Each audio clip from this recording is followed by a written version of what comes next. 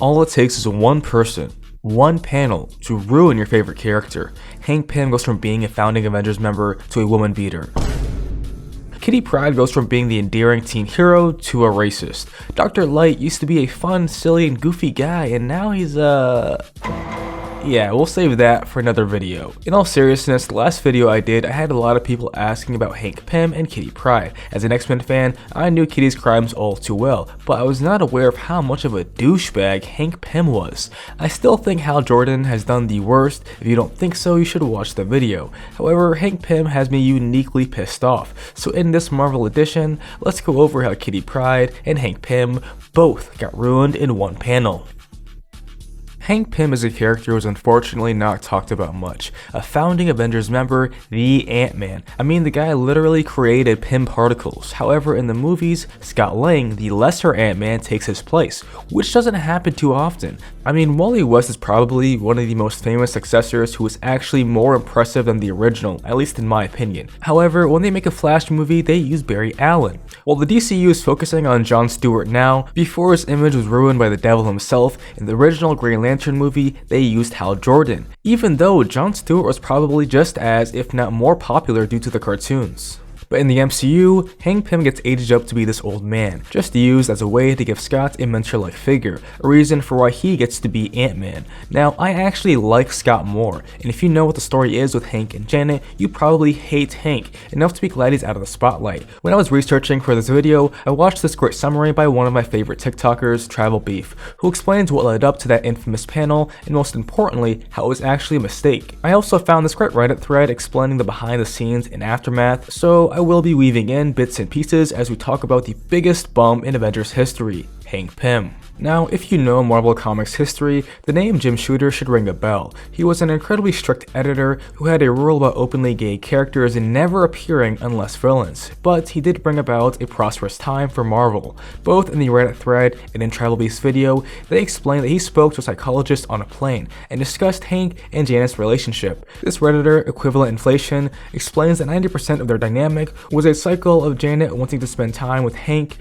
blowing her off for his science experiments, and because he's a bum and a loser, his experiments always go wrong. This is important because the analysis that was given on the plane from the psychologist is basically that Hank is a loser cuck who lets his wife outdo him in everything. I mean, Janet is richer, hotter, more successful, has more friends. Literally in every way you can imagine, she's better. Now, a normal guy has two options. Either you appreciate how amazing your wife is and leave it at that, or you improve yourself, even ask her for help instead of shutting her out. Jim Shooter did not write either of those options. He took a third path for Hank that unfortunately many men do. What marks the start of Shooter's run, issue 151 of Avengers, Hank Pym, the Eternal Crybaby, reflects on his history as we see a newscaster do the same. How Hank can never settle on a costume, constantly reinventing himself because of some incredibly strong insecurity. In this issue, he finally says in the present day that he wants to quit, saying he's a scientist, not a superhero, which is fine. If he wants to be a stay-at-home husband,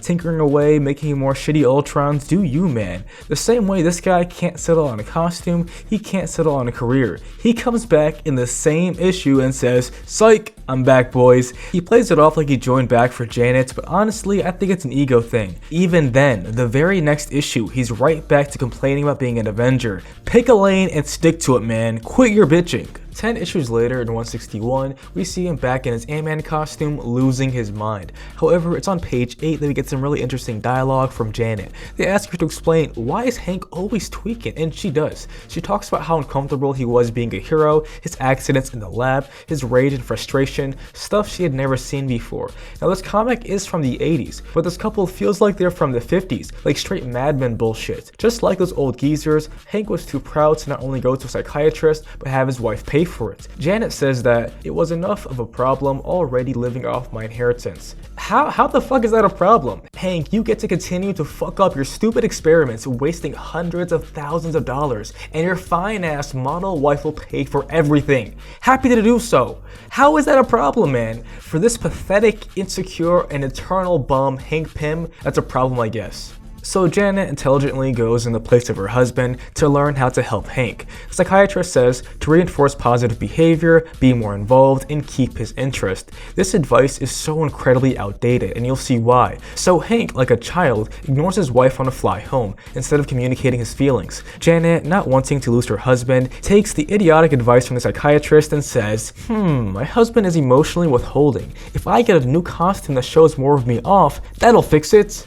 What? How does that make sense? I would hate to be a woman in this time period. She gets the cold shoulder for no reason, and she has to hold the relationship together. Keep him interested, the doc said. Not only does Hank make her life difficult, but now she probably feels insecure, like she's not doing enough to fix him.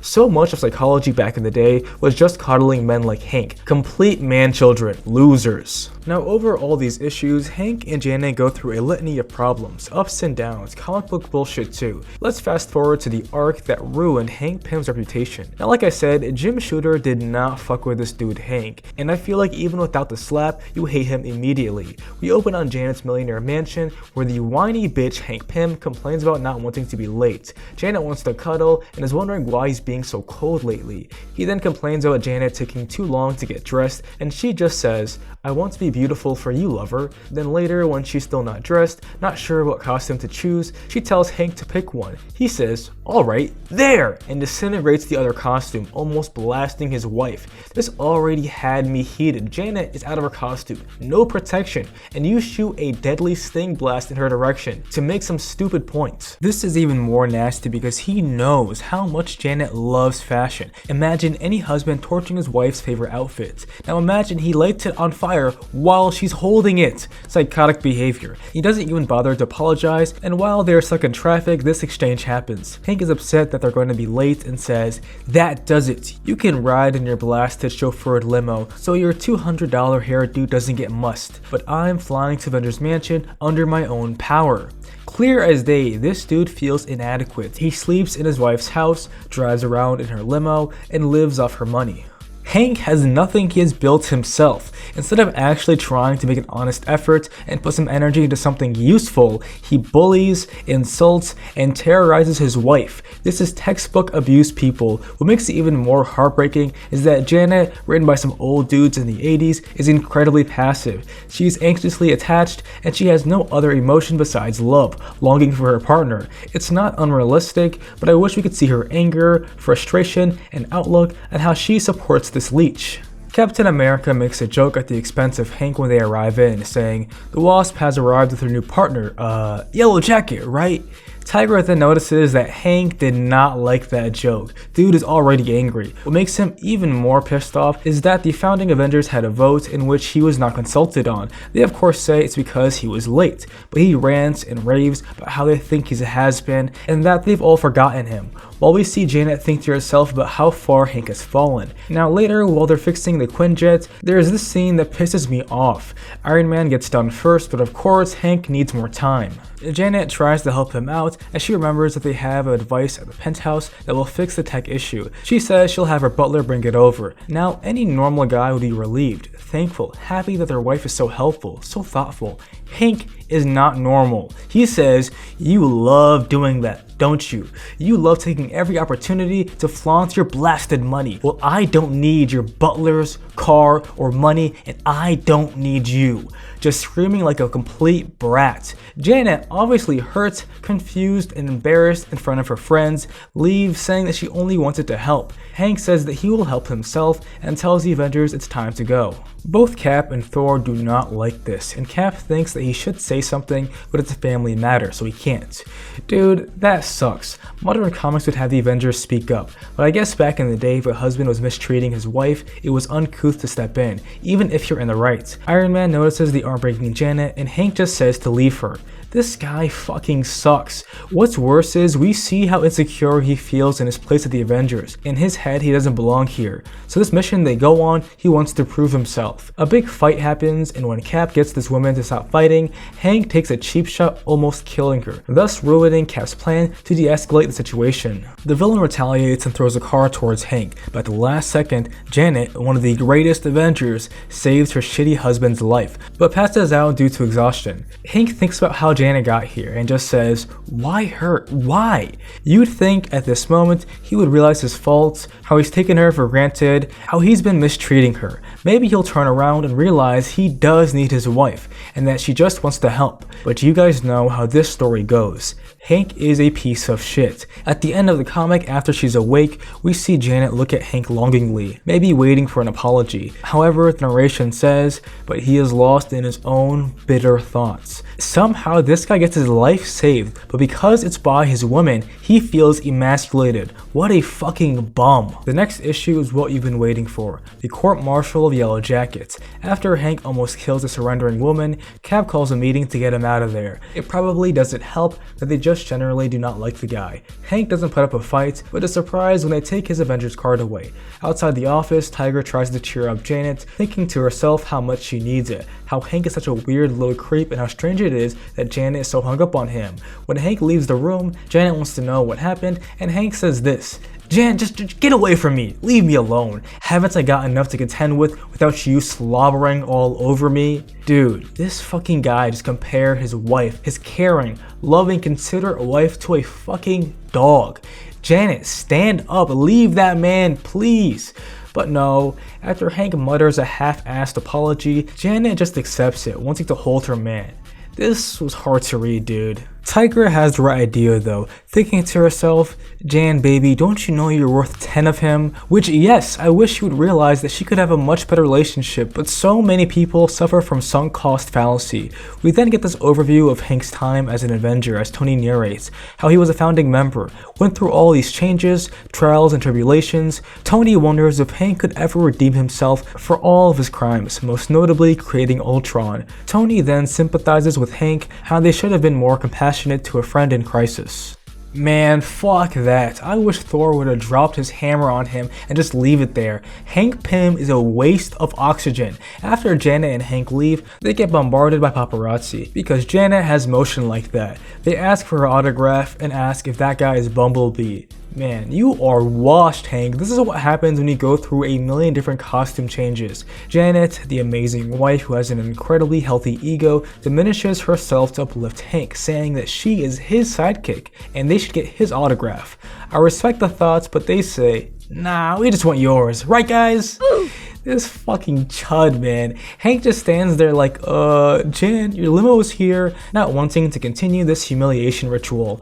In the car ride over, Janet is still trying to cheer up Hank, like she's his mom or something. He is somewhat receptive, but thinks about what those paparazzi said, asking if he's ever done anything. Truthfully, they know, we know, and he knows he's never done anything worthwhile. He's a bum.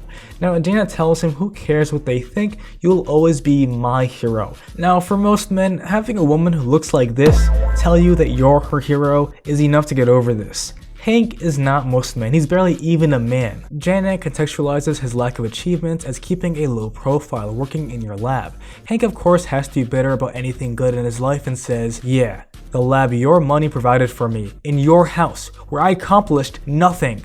How is that her problem, Hank? Step it up, man. Unfortunately, Janet, on the next page, really demeans herself in order to make Hank feel big and tall. It's that 1960s womanhood where you exist solely to appease your man. She literally calls herself the airhead heiress and how she always goofs everything up. It's a good thing I found you to think for me, darling. You're so smart, strong, sexy.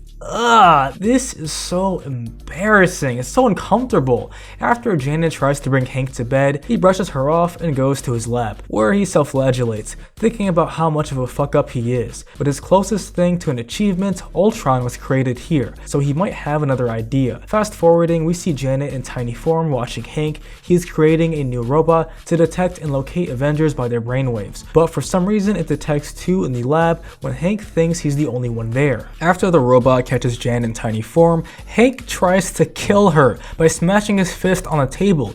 Dude, they brush past this, but how is this not attempted murder? He freaks the fuck out, shouting, why did you come here? Jan is like, dude, you've been hiding here for 3 whole days. I'm your wife. I was worried. Hank continues ranting and raving about how she was spying on him. He then does a test with the robot by making it attack his wife. He gloats about how powerful it is and how she can't get out. He deactivates it by hitting the weak spot spot and tells her his plan, how he'll set up the robot to attack all of the Avengers, and Hank will save the day, making him a hero once more. Janet is trying to talk sense into him. I mean, Iron Man last issue wanted to bring him back, but Hank thinks they're going to kick him out for good. Instead of talking with his wife, we get to the most infamous panel of Hank Pym's entire career. The panel that ended it. Hank Pym slaps the fuck out of Janet, shouting, "Shut up! I've got to do this. It's my only chance to redeem myself."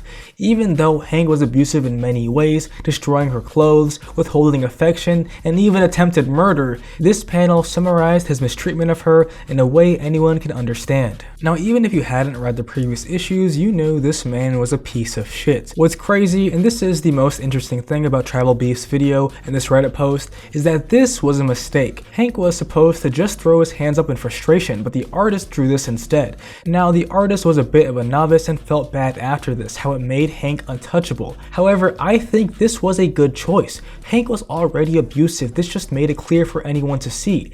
After the slap, Hank and Janet go to his trial for the Avengers, Janet wearing shades to cover up her black eye. Hank, erratic and stupid, defends himself poorly. Instead of just saying "my bad," dude goes on an unhinged rant accusing Captain America of having the hots for the villain in the previous issue, which makes everyone uncomfortable. Hank then goes to the woman he could always rely on, no matter how cruel he was, but Janet just takes off her shades and says, "Let it end." Thor is shocked and asks if Hank had struck Janet, but before they can jump this woman beater, Hank activates the stupid ass robot plan. The problem is the robot was too strong, and Hank gets dogged by his own creation. Whereas he is about to be crushed to death, Janet, of course, saves him, as she knows where the weak spot is. For the second time in a row, Janet saves Hank's life, and instead of thanking her, he just feels emasculated. "Why did it have to be her?" he says. "Because you're a bum, Hank, it's simple." He sheepishly says, "Guess I'll go now." Thank God. Now his career has been ruined and he will never be a founding member of the Avengers again. It's why Scott Lang is Ant-Man and why nobody complains. Hal was set up by the writer, Talia was ruined by Grant Morrison, but this was always Hank's character. Whiny, insecure, pathetic, basically a giant bitch. I, for one, am glad that Hank is gone for good. He is the epitome of a fragile ego. He had a wife who was rich, hot, and incredibly considerate despite all of his fuck-ups, yet he had the nerve to complain. "Oh, my lobster is too buttery, my steak is too juicy." You bum. Now we know that Hank Pym cannot come back from this, but how does Kitty Pryde come back from dropping racial slurs? Catherine Kitty Pryde is who the average person thinks is the most innocent X-Men. However, if you read X-Men comics, you know that is not true. I mean, look at X-Men 25, she's on the cover looking like a badass ninja, and that is not clickbait. She tells these Orcas bums not to fuck with her and they laugh in her face. Then she phases a dude's gun into his head, phases two of them together, and finally phases two grenades inside of these guys. She is not to be fucked with. However, we know she has a nasty mouth in her, saying some insane shit back in the day. Let's talk about Uncanny X-Men 196. This, like many X-Men comics, follows a bunch of characters like Storm, Xavier, and Nightcrawler. I will only be focusing on the section where that happens. We see Kitty with her favorite father figure, Wolverine. After this stellar example of a mentor lets this kid smoke a cigar, she goes into a coughing fit with tears in her eyes. They have a heart-to-heart about change and if Magneto really can change. Then she goes on her way. We see her think to herself on how much she hates lying about being a mutant, as she is going to the lab where these guys do not know she's a mutant. She overhears them talking about some results and inquires, but they say it's a private project. She eats some pizza and they ask her, "We locked all the doors. How did you get in here?" We know she phased in, but she says she knows the hardware inside and out. Then they all glare at her and ask her if she went to Xavier's. She says, "Yeah, that's common knowledge." Then we get this exchange. "You a mutie then, Pride? Like him?" Gee, I don't know, Phil. Are you a... Okay, you cannot say that, Kitty. Come on. Wolverine must have laced that cigar with something strong just out of your mind. However, the panel after that explains her reasoning. While I can't support the use of a racial slur, mutie technically is one as well, so in my opinion, because one of these is make-believe, it can never really translate to be as hurtful as a real-life one. What's unfortunate is that Kitty gets kidnapped by these guys right after this, so she can't even flex her mutant powers. All in all, there is a reason why Hank Pym has the larger section. It's the same reason that he will never come back from the slap. That is who he was. Kitty Pryde is more than that. Even though she has other moments, they are just that, moments. When given an opportunity, Kitty shows up and does good. Hank Pym had 2 whole chances right after his wife saved his worthless, pathetic life to say 2 simple words: thank you. The bum couldn't even do that, so yeah, get him out of here. That's it for today, boys. Big thanks to all the members listed here. Huge shout out to all the OG 7 members, my day 1 Cable, my favorite names Zuzu Pazuzu, and of course Aquamarine Adenine, my boy Dennis, and of course Magnolia Solja, a new name with Transactions 05. Thank you so much for joining. Then we got Joey, or Let Him Hear Joe, and finally we got Shane Stapler, my dog, and another new name, Henry Bartram 9854. Thank you so much for joining. I appreciate you all. See you next time.